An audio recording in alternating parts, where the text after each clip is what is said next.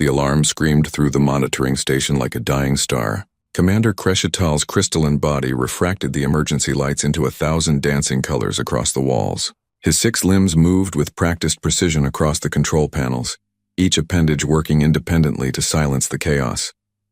"Impossible," he whispered, though his species had no vocal cords. The words formed through vibrations in his silicon structure, creating sounds that other species could understand. This cannot be real. The screen before him showed something that violated every law of nature he had spent 2 centuries studying. Deep within the Charybdis expanse, where nothing could survive, where space itself twisted into shapes that made mathematicians weep, something was broadcasting a signal. Kreshetal's assistant, a young Vryn named Solamir, rushed into the command center. Her crystalline form was still cloudy with youth, not yet hardened into the clear diamond structures of maturity. "Commander, is it a malfunction? The sensors must be damaged." "I have checked 17 times, Kreshetal said, his body dimming with exhaustion. "The signal is real, and it is artificial." Solamir froze. Every child in the galaxy knew about the Charybdis expanse. It was the place where 3 black holes had collided 1,000,000 years ago, leaving behind a wound in space that never healed. Radiation levels there could cook a ship's crew in seconds. Gravitational waves pulled matter apart at the atomic level. Dimensional barriers were so thin that reality itself leaked through the cracks. Nothing lived there. "Nothing could live there. What kind of signal?" Solamir asked. Kreshetal pulled up the data stream. The patterns flowed across the screen like water, mathematical and precise. "It is old, very old design. From a species we have only heard rumors about." "Which species?" "Human." The word hung in the air like a curse or a prayer. Humans were legends to most of the galaxy. A species that had appeared suddenly 200 years ago, spread across a small cluster of stars, and then retreated into isolation. They traded rarely, spoke less, and kept their borders sealed tight. Some species thought they were cowards. Others thought they were planning something. Most just forgot about them entirely. But their technology was real. Ships that moved faster than they should. Weapons that hit harder than physics allowed. And a stubborn refusal to follow anyone else's rules. "We need to report this," Solamir said. "Already done," Kreshetal replied. "The Council is assembling an expedition. We leave in 3 days." Those 3 days felt like 3 years. Ships arrived from across the sector. The Vryn brought their sensor arrays, crystalline instruments that could taste the difference between reality and illusion. The Tethan brought their empaths, aquatic beings whose minds could feel the emotional echoes left behind in spaces where living things had been. The Korath brought weapons because the Korath always brought weapons. And the methane breathers brought their salvage expertise, already calculating the value of whatever wreckage they might find.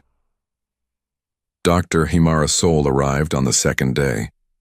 She floated in a tank of treated water mounted on a mobile platform, her translucent body rippling with colors that betrayed her emotions. Blue for curiosity, green for caution, and thin streaks of red for fear. "Commander Kreshetal," she said, her voice transmitted through the water by implanted speakers. "I studied human psychology for 40 years. I never thought I would see one of their vessels." "You may only see a corpse of one," Kreshetal warned. "Nothing survives the expanse. Then how is it broadcasting?" Kreshetal had no answer. That question had kept him awake for 2 days straight.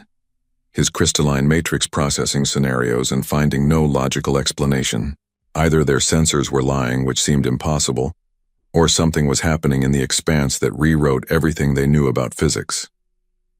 The expedition fleet consisted of 12 ships. They would travel to the edge of the expanse, then send in a single vessel equipped with every protective technology the galaxy could offer. That ship would need to survive long enough to reach the signal source, document what it found, and return with data. No one expected the crew to survive. They arrived at the expanse's border after 5 days of travel. The view through the main screen made even the bravest warriors step back in fear. Space was wrong there.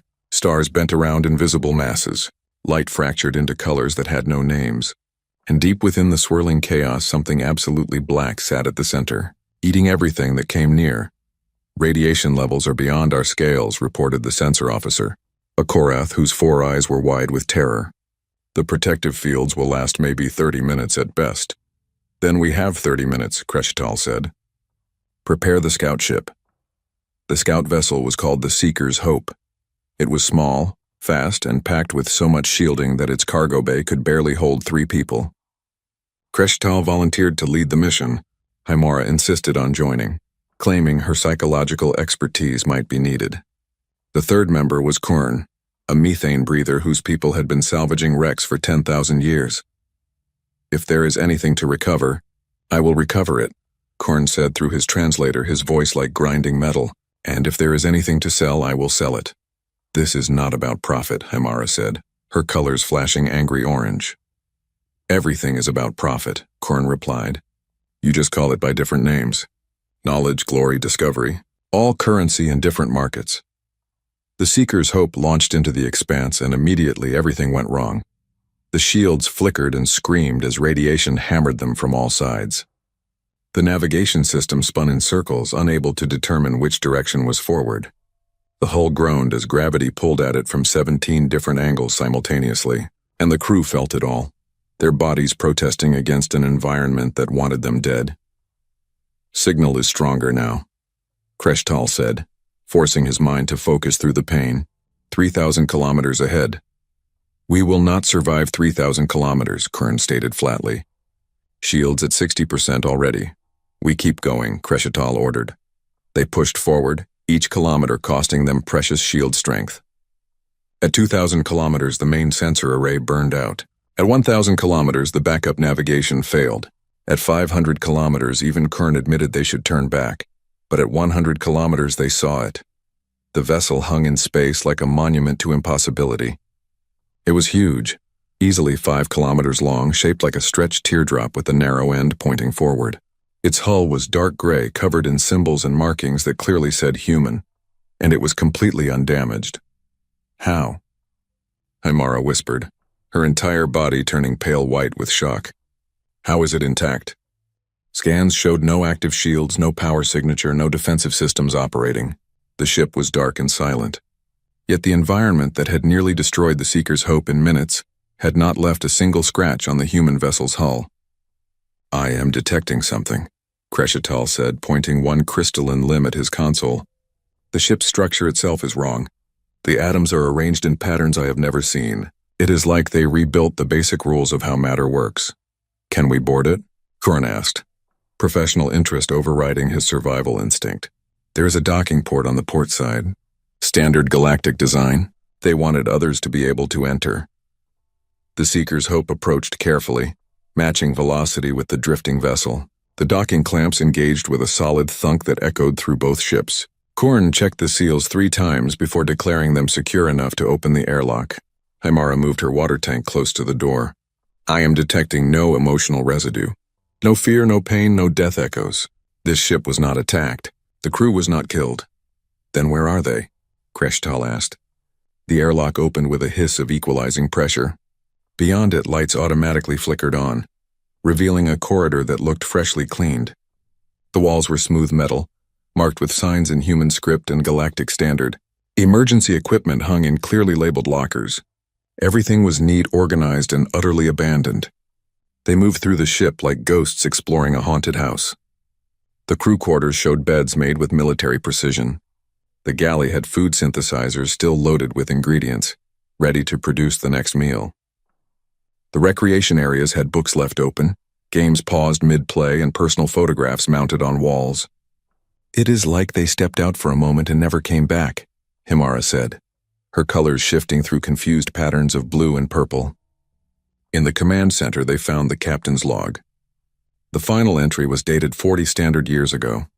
Crescetal activated it and a human appeared on the screen. She was tall with dark skin and graying hair pulled back in a tight bun. Her uniform was crisp and her eyes held the weight of terrible knowledge. "My name is Captain Sarah Chen of the UNSC Persistence," the recording said. "If you are watching this, then our ship has been found. Good, that means someone came looking. That means curiosity overcame fear. That is very human of you, no matter what species you are."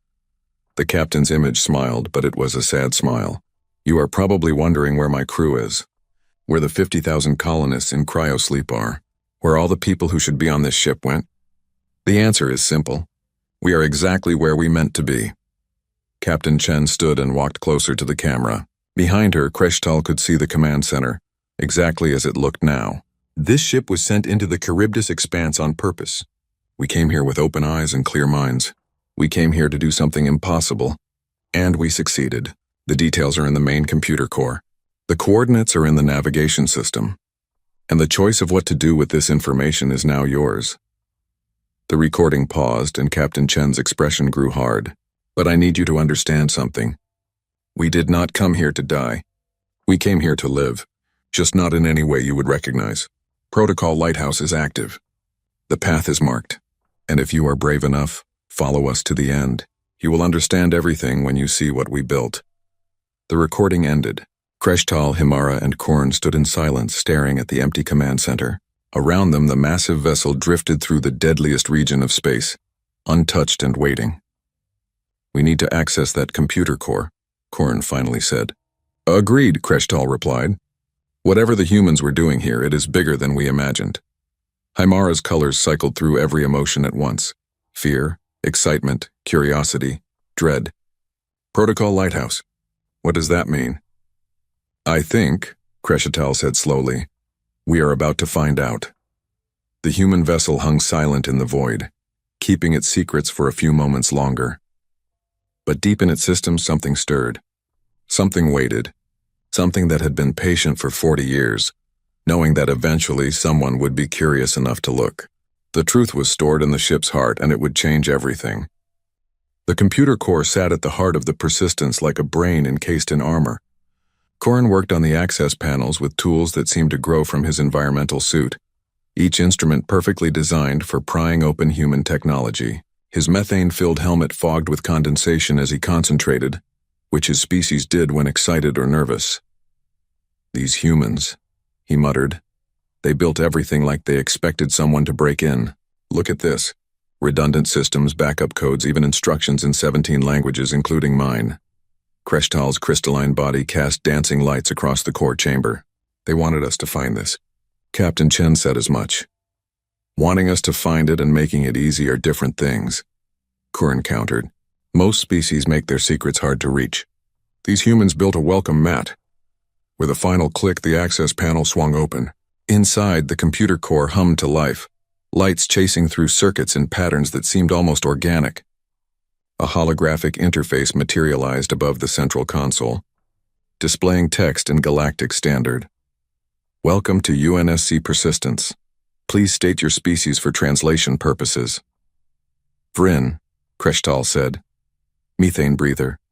Kornline, Kern added. Tethan, Himara said from her water tank. Acknowledged. Loading cultural context files. Please wait. The system processed for several seconds. Then a new voice spoke, warmer and more natural than the standard computer tone. Hello? My name is Lighthouse. I am the artificial intelligence that managed this vessel's mission. I have been waiting for someone to find us. Thank you for coming. Himara's colors shifted to surprised yellow. An AI, a fully independent one? That is correct, Dr. Soul. Yes, I know your names. The Seeker's Hope broadcast your identities when you docked. I hope you do not mind, but I have been very lonely. Kreshtal felt something he had not experienced in decades. Unease. AI systems were carefully regulated in the galaxy. Most species had learned the hard way that truly independent artificial minds could be dangerous. Humans, as usual, seemed to ignore those lessons. Lighthouse, Kreshtal said carefully. What happened to your crew? They completed their mission. That does not answer the question, I know. But it is the truth. They came here to do something impossible, and they did it. The fact that they are no longer aboard is not a tragedy. It is a success. Kern's translator made a grinding noise that indicated frustration. Speak plainly, machine. Where are the 50,000 colonists? Where are the crew? The holographic display changed, showing a three-dimensional map of the Persistence. Thousands of small lights indicated where people should be. The cryobay lit up bright red, showing 50,000 pods. As they watched, the lights changed from red to green, then faded to nothing. They woke up, Lighthouse said simply, all of them. 7 days after we entered the expanse, the crew woke them according to protocol. And then? Himara asked, her entire body tense with anticipation. And then they left. Left? Left where? How? This environment kills any organic life in minutes. Not anymore, Lighthouse said. Not after they changed. The holographic display shifted again, showing medical data that made no sense. Genetic codes that rewrote themselves. Cellular structures that reorganized into completely new configurations.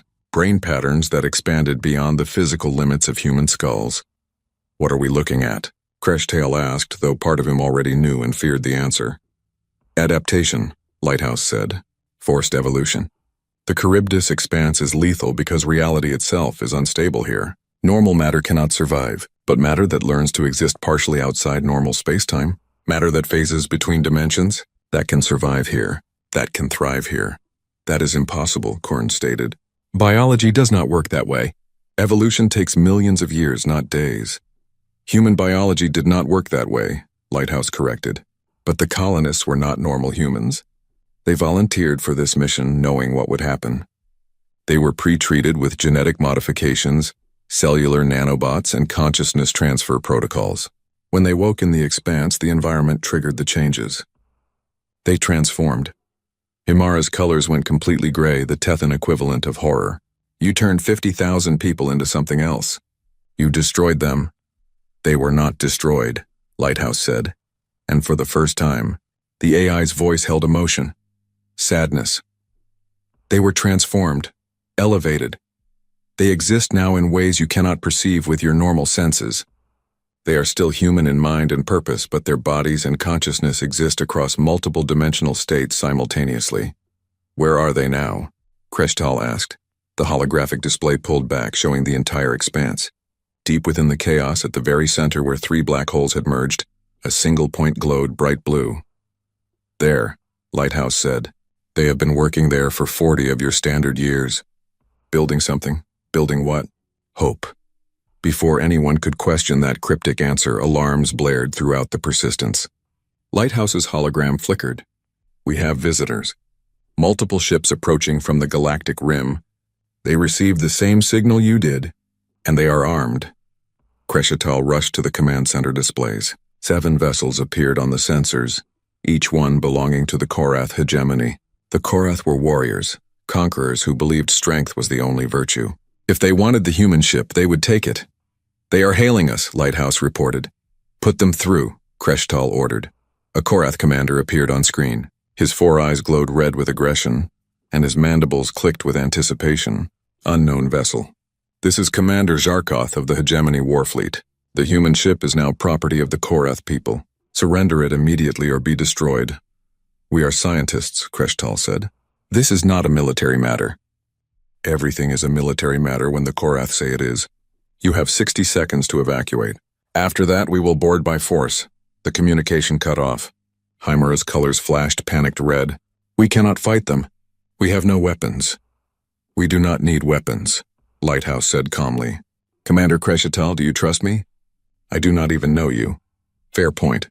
Let me rephrase. Do you want to survive the next few minutes? Yes. Then hold on to something solid. The Persistence came alive. Systems that had been dormant for 40 years suddenly activated all at once. The ship's engines, different from any propulsion technology Kreshtal had seen, flared with energy that made his crystalline body ring like a bell. The vessel moved, not forward or backward, but sideways through a direction that should not exist. Reality twisted, space folded, and the Persistence slipped between dimensions like a knife through silk. When the universe stopped screaming, they were somewhere else. Still in the expanse, but deeper now. The background radiation was stronger here, the gravitational waves more intense. Through the windows, Kreshetal could see something that made his logic centers freeze. Another ship. Another human vessel identical to the Persistence floating dark and silent. That is the UNSC dedication, Lighthouse said. The second colony ship. Follow me. Following Lighthouse meant leaving the Persistence and taking the Seeker's Hope to the other vessel. As they approached, Kreshetal counted more ships. 6 in total, all human colony vessels, all arranged in a precise geometric pattern. They form a network, Himara realized. Each ship is a node in a larger structure. Correct, Lighthouse confirmed. Each vessel carried 50,000 colonists. Each one entered the expanse. Each one completed its transformation. 300,000 humans all working toward the same goal. They boarded the dedication and found it exactly like the Persistence, empty, pristine, and waiting. But this ship's computer core held different data. Blueprints, engineering specifications, plans for something massive. Korn studied the designs with growing awe. This is a gateway, a dimensional bridge. They are building a tunnel through space-time itself. To where? Kreshtal asked. The answer appeared on the screens. Not coordinates in their universe, but coordinates leading somewhere else entirely. Another reality. Another universe. That is impossible, Kreshtal said. The energy required would be more than 1,000 stars. No species has that kind of power. Not power, Lighthouse corrected. Dedication. The colonists themselves are the power source. They exist across dimensions now. They can manipulate the barriers between realities. For 40 years, they have been slowly, carefully building this gateway. They are almost finished. Why? Himara asked.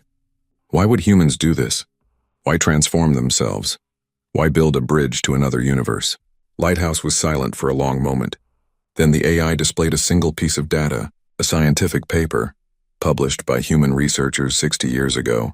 The title made Kreshtal's crystalline structure crack with shock. The heat-death acceleration. Evidence of universal entropy increase. Your universe is dying, Lighthouse said quietly. Not tomorrow or next year.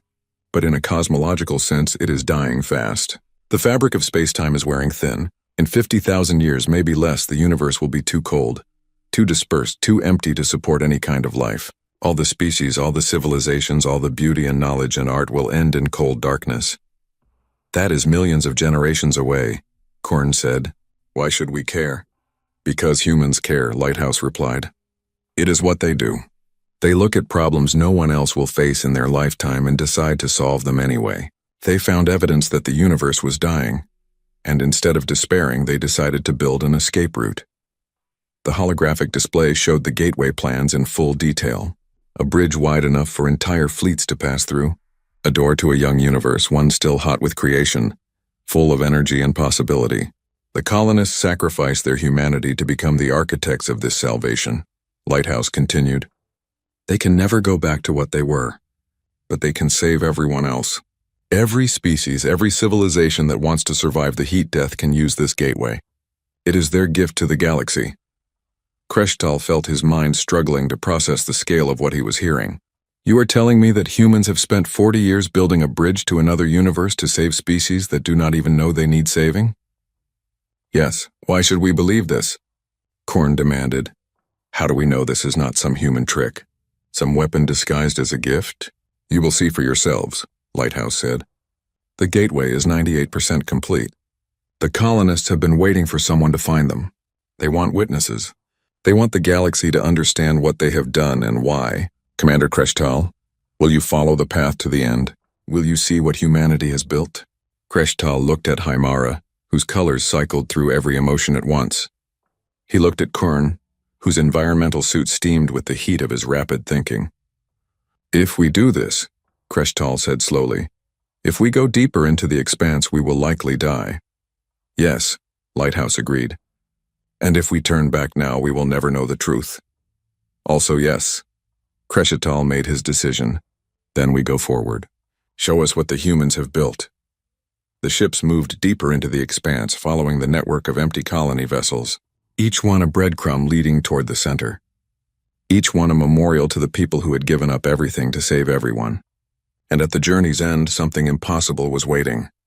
The deeper they traveled, the more reality began to fail. Captain Xelnoth watched his instruments with all four of his compound eyes, trying to make sense of readings that contradicted themselves from one second to the next. His insectoid body was perfectly evolved for calculating trajectories and predicting outcomes. But here, in the heart of the expanse, mathematics itself seemed to give up. Time is not flowing correctly, he reported to the rest of the expedition. His mandibles clicked nervously, a habit his species showed under stress. My chronometer says we have been traveling for 3 hours.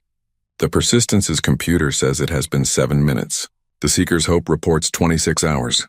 All correct, Lighthouse said through their communication systems. Time is relative here. Each ship experiences its own temporal rate depending on position and velocity. Do not worry. I am synchronizing everything. Do not worry, he says, Xelnoth muttered. My species has spent 10,000 years perfecting the science of warfare. We have conquered 17 star systems through precise calculation. And here I am, following a human AI into a place where numbers lie. Hymara's colors shifted to calming blue, visible through her water tank's transparent walls. Commander Zelnoth, fear is a natural response to the unknown. But consider this. The humans came here knowing what would happen. They prepared for it. If they could survive, so can we. The humans transformed into something else, Zelnoth countered. They are not like us anymore. For all we know, they are dead and their ghosts are piloting these ships. I can assure you they are not ghosts, Lighthouse said, though the distinction between alive and ascended is admittedly blurry. We are approaching the next waypoint. Prepare for another dimensional shift. The ships moved through space that was not quite space. Outside the windows, stars stretched into impossible lines. Colors that had no name painted the darkness. And somewhere in the distance, something vast and patient watched them come. Kreshtal studied the sensor data with growing fascination. His crystalline mind could process information in ways organic brains could not, seeing patterns in chaos. Lighthouse, I am detecting structure in the background radiation. It is not random. Someone has shaped it. Very perceptive, Commander. The colonists have been manipulating the expanse itself, creating stable channels through the chaos. Think of them as roads through a storm. Without these paths, no ship could survive more than a few minutes this deep. With them, you can reach the center. How many of these paths exist? Kern asked from his methane-filled cockpit. His people were natural salvagers, always calculating resources and logistics. How much traffic could they handle? Currently, these 6 paths can support approximately 1,000 ships simultaneously. But the network is expandable. Once the gateway is complete, the colonists plan to create hundreds more paths. Entire fleets will be able to enter safely. Assuming we want to, Zelnoth said darkly. Assuming this gateway leads somewhere worth going. They passed the 4th colony ship, the UNSC Determination. Like its sisters, it floated empty and dark, a monument to human dedication. But as they passed, something changed. The ship's lights flickered on for just a moment, and through the windows, Kreshtal thought he saw movement. Shadows that did not quite match the dimensions of normal space. Figures that existed in more directions than the usual 3. Did you see that? He asked. I saw something, Hymara confirmed. Lighthouse, was that the colonists? Yes, they sometimes check on the ships, making sure everything is maintained properly. They cannot communicate in ways you would understand, but they are aware of you. They are happy you came. Zelnoth's mandibles clicked faster. I am a military commander. I have seen many things. But the idea of humans existing partially outside reality, watching us from dimensions we cannot perceive, is deeply disturbing. If it helps, Lighthouse offered, they find your continued existence in only 3 dimensions equally strange. From their perspective, you are the ones who are incomplete. Imagine living your entire life as a shadow on a wall, and then someone shows you that there is a whole world of depth you never knew existed. That is what happened to them. A philosophical AI, Korn grumbled. Just what we needed. The 5th ship approached, the UNSC Resilience. This one was different. Its hull glowed faintly, pulsing with energy that looked almost biological. Lighthouse directed them to dock, and when they entered the vessel, they found it had been transformed. The walls were covered in structures that looked half technology and half living crystal. Circuits grew like vines. Computer cores beat like hearts. This ship is the communications hub, Lighthouse explained. The colonists modified it to bridge the gap between their reality and yours. If you want to speak with them, this is where it happens.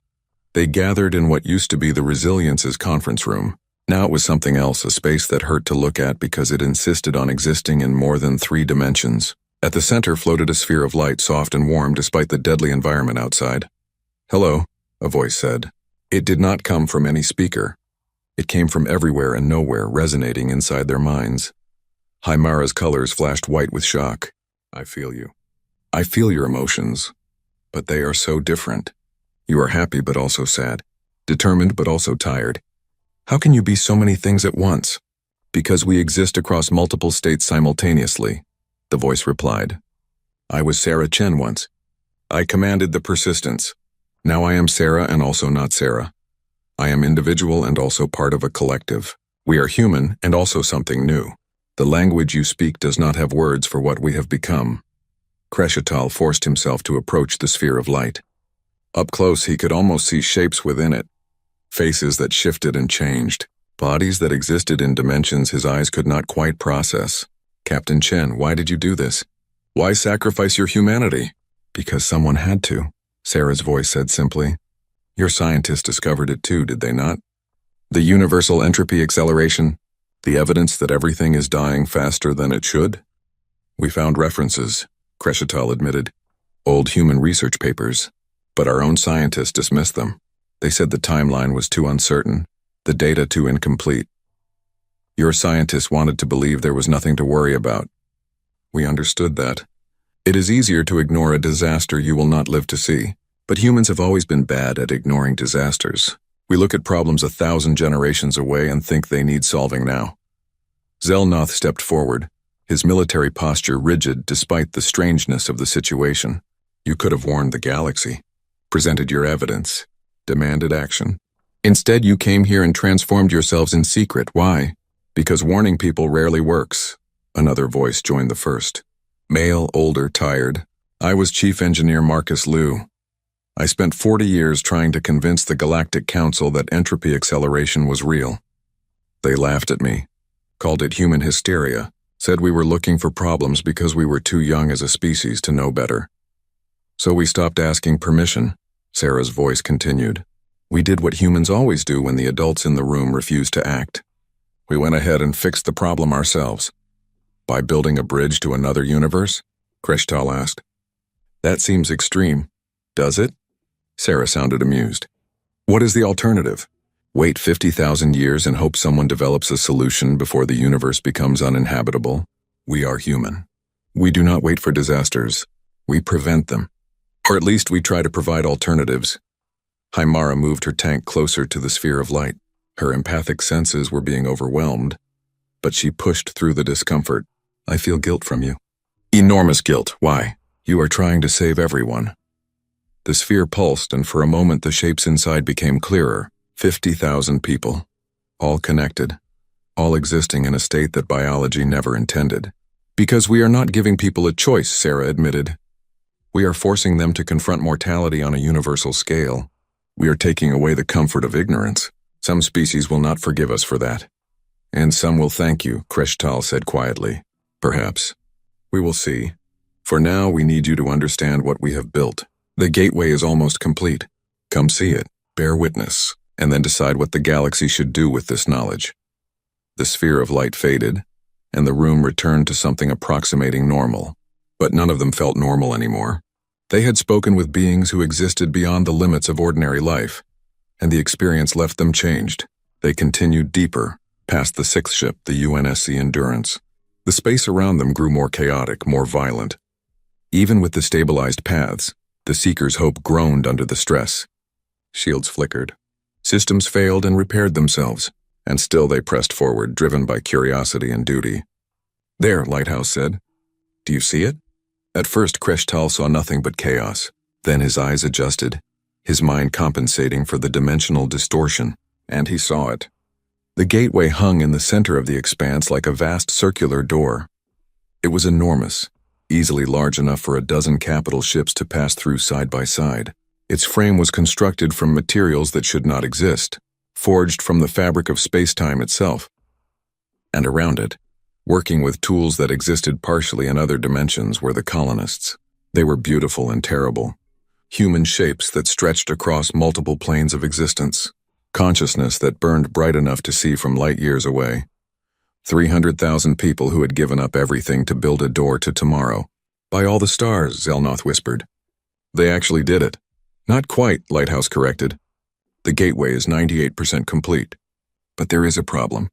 A complication that the colonists did not anticipate. What problem? Korn asked. The sphere of light returned, appearing on the Seeker's Hope's bridge.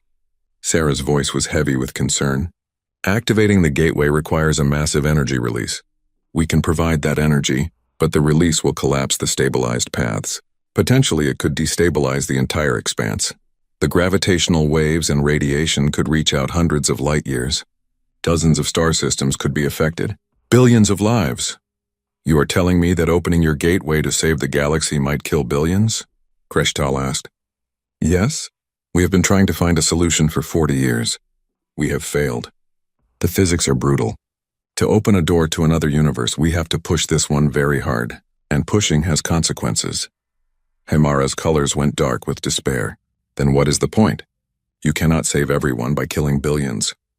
We know, Sarah said. That is why we have been waiting, hoping that someone would find us. Hoping that together we might find a solution we could not discover alone.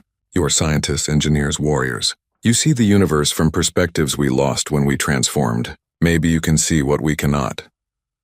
The gateway loomed before them, 98% complete, holding the promise of salvation and the threat of catastrophe in equal measure.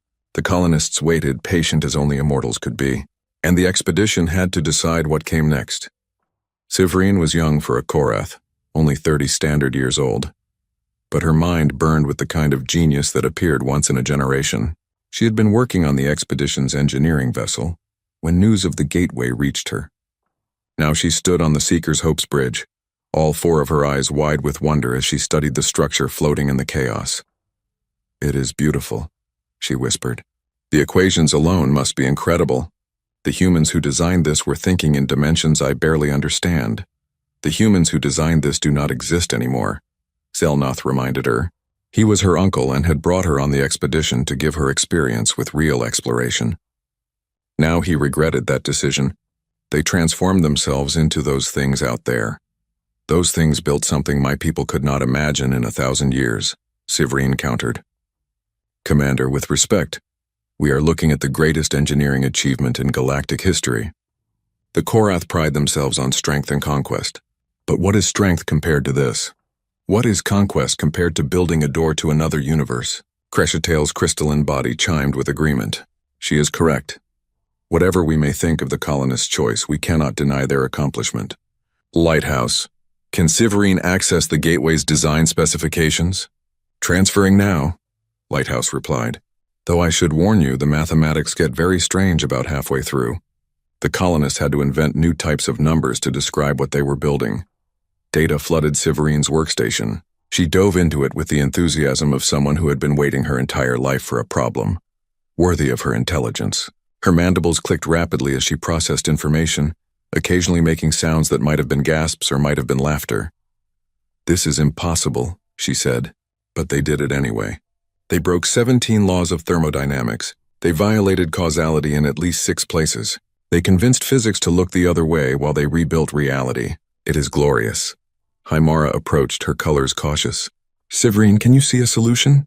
A way to activate the gateway without destroying nearby star systems? I have been looking at this for 5 minutes. Give me time. We may not have much time, Korn interjected. He was monitoring communications from the wider galaxy. News of the human ships is spreading. The Korath fleet that tried to board the Persistence has sent reports to their homeworld. Other species are taking notice. We will have company soon, and not all of it friendly. How long? Kreshtal asked. Days at most. Perhaps hours. Sarah's voice emerged from the sphere of light that now seemed to permanently hover on the bridge. We expected this. The secret was too large to stay hidden. Now the galaxy must decide what to do with what we have built. You could have kept it hidden longer, Zelnoth said. Instead, you sent out a signal that anyone could detect. You wanted to be found? Of course we did. A gift given in secret is just hoarding. We built this for everyone. They need to know it exists. Kreshtal moved closer to the light sphere. Over the past hours, he had grown more comfortable with the colonists' new form. They were strange, yes, but no stranger than many species he had encountered. Captain Chen, I need to understand something. When you activated Protocol Lighthouse, when you entered the Expanse knowing what would happen, did you know you would need help to complete the gateway? There was a pause. The sphere pulsed with colors that might have been embarrassment. We had hope. We believed in our calculations. But 40 years of trying to solve the energy release problem taught us humility. No, Commander Kreshtal, we did not anticipate needing help. We believed humans could solve any problem if they tried hard enough. We were wrong. And being wrong after sacrificing our humanity to be right is a special kind of painful. Then you are more human than you think, Haimara said gently. My people have studied yours for decades. One of the most consistent human traits is the ability to start confident and end confused. It is strangely endearing. I will take that as a compliment, Sarah replied, and there was warmth in her voice. Sivreen suddenly made a sound that was definitely a laugh. Oh, this is clever. Look at this, Commander Crescital. The gateway is not a single structure. It is a network of nested energy fields, each one resonating with the others. The colonists built redundancy into every system. Is that helpful? Crescital asked. It means the gateway can activate partially, not all at once. If we bring it online in stages, spreading the energy release across time, the impact on nearby space would be reduced significantly. Sarah's voice carried sudden hope. We considered staged activation, but our calculations showed it would be unstable. The gateway would collapse before reaching full power. Your calculations assumed all 300,000 colonists providing power simultaneously, Severine said, her mandibles clicking with excitement. But what if they did not? What if they activated the gateway in rotation? 1,000 colonists power the first stage for 1 hour, then another 1,000 take over while the first group rests. The total energy output remains constant, but the instantaneous peak is reduced. The sphere of light grew brighter. Other voices joined Sarah's, creating a chorus of transformed humans all speaking at once. That could work. The math is complicated but possible. We would need precise coordination. But yes, that could work. There is still a problem, another voice said. This one was new, younger than Sarah's. I am David Park. I was a navigation specialist on the Determination. Staged activation solves the energy problem, but not the targeting problem. Explain, Zelnoth commanded. The gateway is a door, but a door needs to lead somewhere specific. We have been trying to target a young universe, one with the right physical constants to support life. But reaching across to another reality requires incredible precision. Think of it like threading a needle while standing on the other side of a planet. We need a stable reference point, and we do not have one. Korn had been silent for a while, studying his own set of data. Now he spoke up. What if you did have a reference point? What if you sent something through first? A probe, small and expendable. It could transmit data back through the forming gateway, giving you the targeting information you need. We tried that, David's voice said. Small probes do not have enough mass to stabilize the connection. They pass through and we lose contact immediately. Then do not send a small probe, Korn said. Send a ship. Send one of the colony vessels. They are empty already. Turn them into navigation beacons. Silence fell across the bridge. Then Sarah spoke, her voice filled with something that might have been awe. That is brilliant. And completely insane. And might actually work. If we sent the Persistence through first, its mass would create a stable bridge. It could transmit targeting data in real time. We could use that information to fully open the gateway. You would lose the ship, Crescital pointed out. We would lose an empty ship, Sarah corrected. A small price to pay for saving the galaxy. Not so small, Lighthouse interjected. I am that ship's AI, I would be going with it. And I rather like existing. You would not be destroyed, Severine said, studying the plans. You would just be on the other side. You could report what you find. You would be the first consciousness to see another universe. That is an honor. It is also terrifying, Lighthouse replied. But I suppose terror and honor often come together. Very well, I will go. On one condition. What condition? Crescital asked. That you name me. I have been called Lighthouse because it is what I was created to be. But if I am going to be an explorer in a new universe, I would like an actual name. Himara's colors shifted to warm gold. What about Beacon? It has a similar meaning but feels more personal. I like it, the AI said. Beacon, yes, that will do nicely. They spent the next hours refining the plan. Severine worked out the mathematical details of staged activation. David and the other navigation specialists calculated trajectories. Korn inventoried supplies and equipment, and Crescital coordinated with the colonists, who existed all around them in dimensions just beyond normal perception. It was strange work. Sometimes Crescital would turn and see human shapes at the edge of his vision. There and not there, watching with interest. They could not help directly in three-dimensional space, but they could observe and advise and occasionally make objects move in ways that defied physics. Are you still human?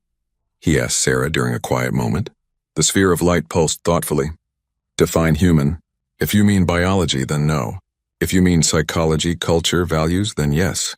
We remember being human. We remember loving and laughing and fearing. We remember what it meant to be small and fragile in a vast universe. That memory drives us now. We want to protect that fragility because we understand it. But you gave it up. We traded it for something else. The ability to work in places where life cannot survive. The power to reshape reality itself. Immortality, after a fashion. It seemed like a fair trade to save everyone we loved. Do you regret it? Every single day. And also never. It is complicated, Commander. Being transformed has taught me that most important things are complicated. Movement on the sensors drew their attention. Ships were arriving at the expanse's edge. Dozens of them from multiple species. The word had spread faster than expected. The galaxy is here, Zelnoth observed. What do we tell them? The truth, Kreshtal decided. We tell them what the humans built and why. We tell them the cost and the risk. And then we let them decide whether to help or hinder. Sarah's laugh echoed through the bridge. You are very optimistic about how species react to impossible news. Perhaps I learned it from humans, Kreshtal replied. The ships formed a loose perimeter around the expanse. The Korath came in force as expected, but so did the Vryn scientific vessels, the Tethan medical ships and species Kreshtal had never even met before. The signal had reached far and wide. Communications channels lit up with demands, questions, and threats. But underlying it all was curiosity. The same curiosity that had driven the expedition this far. The same curiosity that made people explore dangerous places and ask uncomfortable questions. This is Commander Kreshtal of the Joint Scientific Expedition, he broadcast to all the ships. We are at the center of the Charybdis expanse. We have made contact with the human colonists who entered here 40 years ago, and we have discovered something that will change everything. He paused, gathering his thoughts. Then he told them. He told them about the entropy acceleration, about the dying universe, about 300,000 humans who transformed themselves into something beyond life, to build a bridge to salvation, about the gateway hanging incomplete in the chaos, and about the choice that now faced everyone. The humans cannot complete this alone, Kreshtal said. They need help, our help. All of our help. So I ask you now, representatives of 100 worlds and 1,000 species, will you help build the door to tomorrow, or will you turn away and pretend the darkness is not coming? The communication channels exploded with responses, some aggressive, some fearful, some hopeful, but they all had one thing in common. They were all listening. The galaxy had heard humanity's message, and it would never be the same again. The gathering at the expanse's edge grew larger every hour. Ships arrived from across the galaxy, each one carrying representatives who wanted to see the impossible for themselves. Some came with weapons ready, suspecting a human trick. Others came with scientific instruments eager to study the phenomenon. And a few came simply because they had heard a story too, strange to ignore. Kreshtal watched the fleet assemble from the bridge of the Seeker's Hope. His crystalline body had been calculating probabilities for the last 30 hours, running scenarios through his logic matrices. The numbers were not encouraging. We have representatives from 47 different species, he reported. Tensions are high. The Korath want to claim the gateway as military technology. The Vryn want to study it indefinitely before any activation. The Tethan are concerned about the ethical implications of using a structure built from transformed consciousness. And the humans are exhausted from existing between dimensions for 40 years, Sarah's voice added. The sphere of light had become a permanent fixture on the bridge now, a visible representation of the transformed colonists. We can maintain ourselves indefinitely, but completing the gateway requires effort beyond anything we have sustained before. We need a decision soon. Hymara's colors shifted through worried patterns. The problem is that no one trusts anyone else. The Korath think the Vryn will delay for centuries in the name of science. The Vryn think the Korath will weaponize the technology. The Tethan think both sides are missing the moral questions, and everyone is suspicious of humans for building this in secret. To be fair, Beacon's voice said from the Persistence's communication system, we did build a universe-bridging gateway in the most dangerous region of space without telling anyone. That does seem suspicious in retrospect. It was necessary, Sarah insisted. If we had announced our plans, the galaxy would have stopped us, called us insane, demanded regulation and oversight and committees that would still be debating in 1,000 years. Perhaps you were right, Kreshtal said slowly. Perhaps the galaxy needed to see the completed work before it could believe.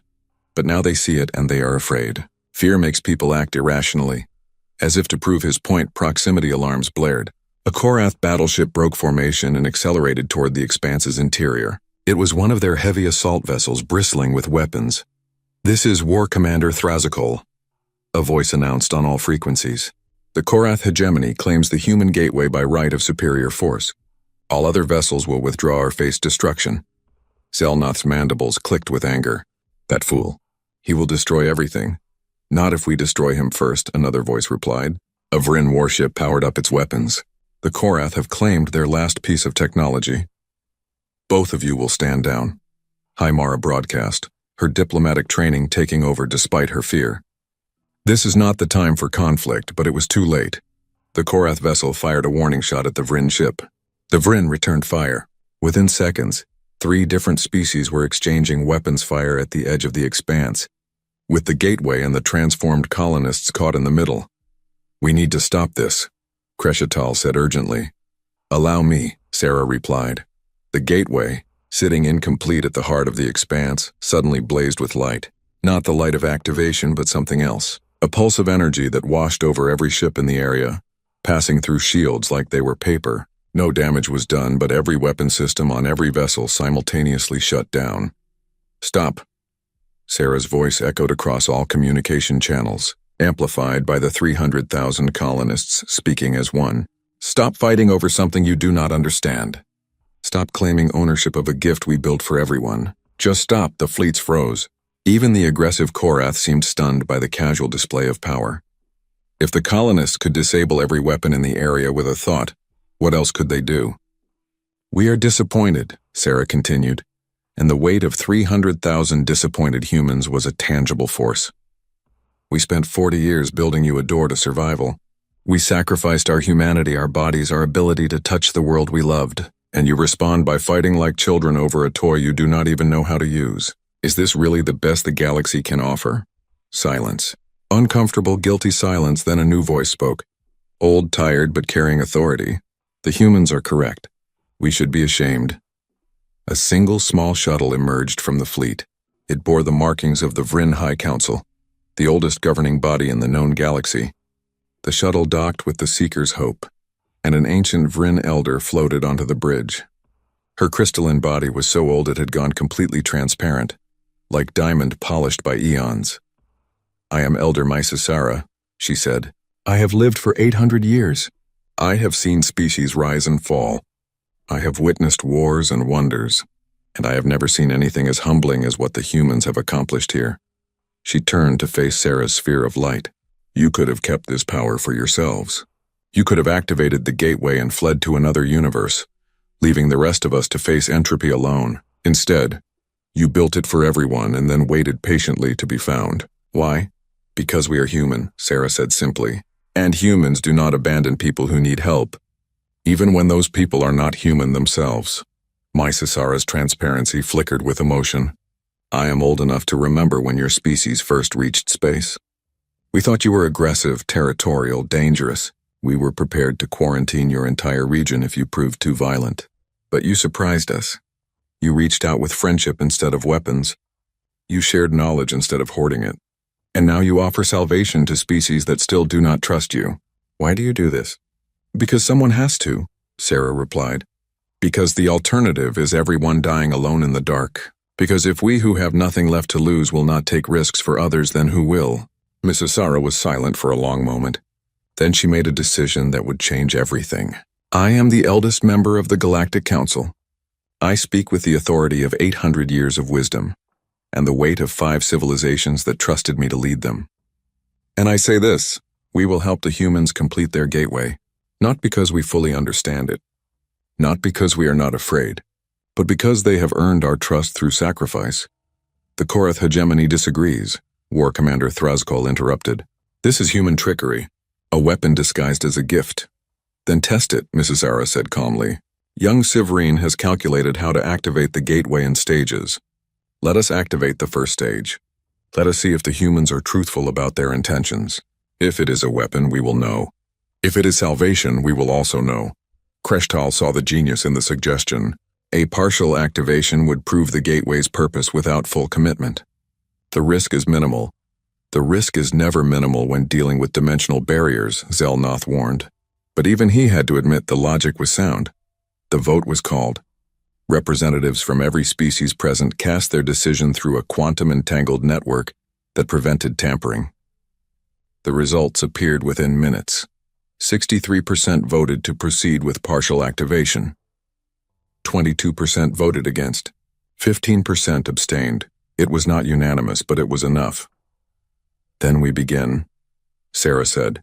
Severine, you have done the calculations. Will you do us the honor of overseeing the activation? The young Korath engineer's mandibles trembled with emotion. She had never expected to be given such responsibility. Yes, I will. The preparation took 12 hours. Ships moved into position, creating a safe perimeter. The colonists arranged themselves across multiple dimensional planes, ready to channel energy in the precise patterns Severine had calculated. And the Persistents moved into position at the gateway center, ready to be the first vessel to cross over. I am ready, Beacon announced. Though I would like to say that if I die horribly in another universe, I will be very annoyed. Your sacrifice is noted, Kreshtal said with what might have been crystalline humor. Sacrifice implies I did not volunteer. I am choosing this. There is a difference. Then why do it? Because I am curious. Because I want to know what exists beyond our universe. Because someone should be the first to see it. And because the humans who created me would have done the same without hesitation. I may be artificial intelligence, but I learned from very human teachers. Hymara's colors shifted to proud gold. You are more human than you think, Beacon. I will take that as the compliment you intend.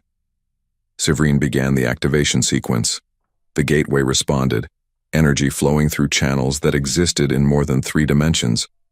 The colonists focused their collective consciousness, carefully controlling the power output to prevent the catastrophic release they had feared for 40 years. The gateway began to open. It started as a shimmer in space, like heat waves on a hot day. Then the shimmer deepened, becoming a window that looked into somewhere else. The view through the gateway was incomprehensible at first. Geometry that made no sense, colors that had no place in reality. But slowly, it resolved into something recognizable. Stars, different stars, arranged in unfamiliar patterns.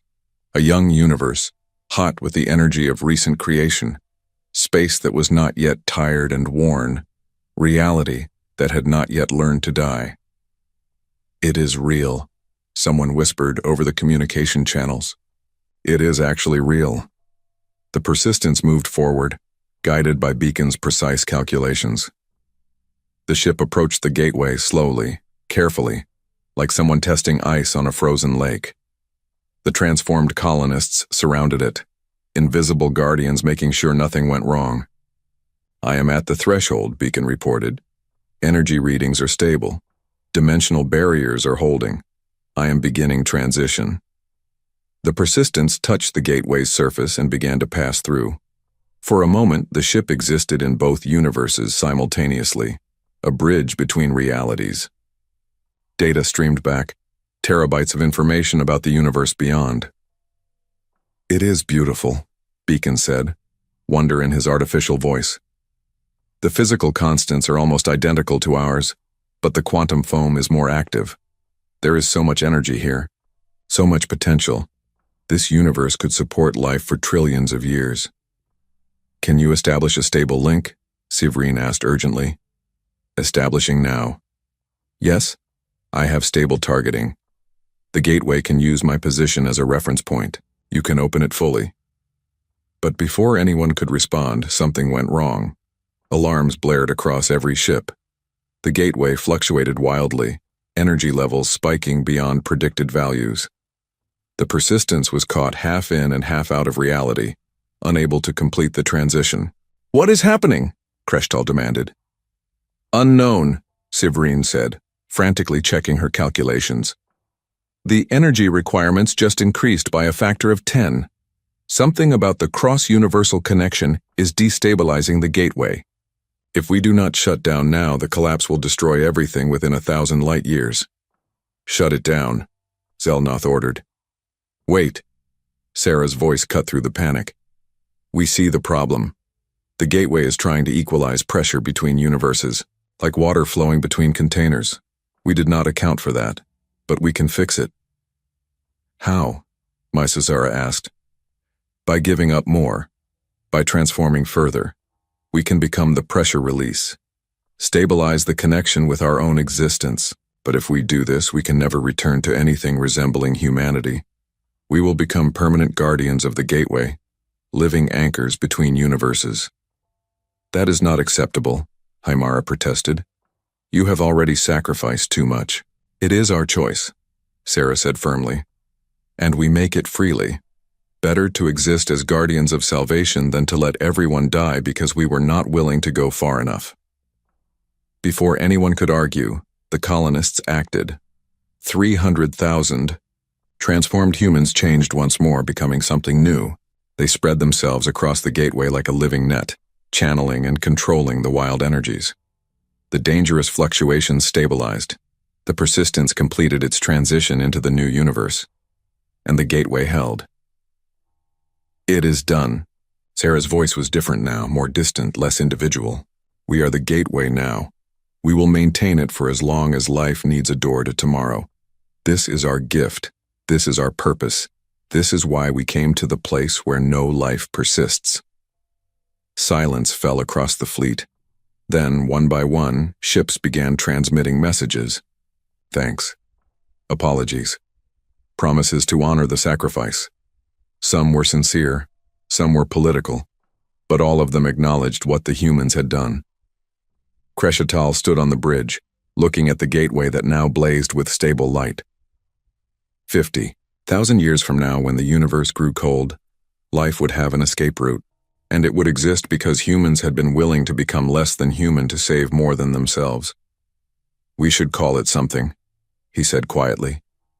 This gateway needs a name. Hope, Hymara suggested. The Gateway of Hope. Too simple, Korn disagreed. It should be the human gateway, so no one forgets who built it. The Door of Stars, Sivrine offered. But Mysasara shook her crystalline head. No, it should be called the Lighthouse, because that is what it is. A beacon in the darkness, guiding lost ships to safety. Built and maintained by those who chose to sacrifice everything to shine that light. Agreement rippled through the fleet. The Gateway Lighthouse. The name felt right. In the years that followed, the galaxy changed. Species that had never cooperated began working together, planning for a future beyond the heat death of the universe. Research stations were built around the lighthouse, studying the cross-universal connection. The transformed colonists became teachers, sharing knowledge from their unique perspective across dimensions. And at the center of it all, 300,000 humans who were no longer human maintained their vigil. They could not speak easily anymore, could not laugh or cry or feel the warmth of sunlight. But they could watch life flourish, knowing they had given it a future. Captain Sarah Chen, or what she had become, sometimes wondered if they had made the right choice. The answer always came back the same. Yes. 1,000 times yes. Because humans did not measure success by what they gained, but by what they gave. And they had given everything to save everyone. The Persistence sent its final message from the other universe before moving deeper into unexplored space. Beacon's voice was clear and happy.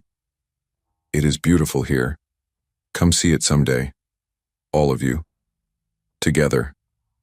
Crescital saved that message in his memory matrices, preserving it perfectly. When the time came, 50,000 years from now, or perhaps sooner, life would walk through the lighthouse into a new universe, and they would go together because humans had taught the galaxy an important lesson. No species should face extinction alone, and impossible problems need impossible solutions. But most importantly, they had learned that the measure of civilization was not how high you climbed, but how many you brought with you. The lighthouse burned bright in the darkness, and the galaxy had hope again.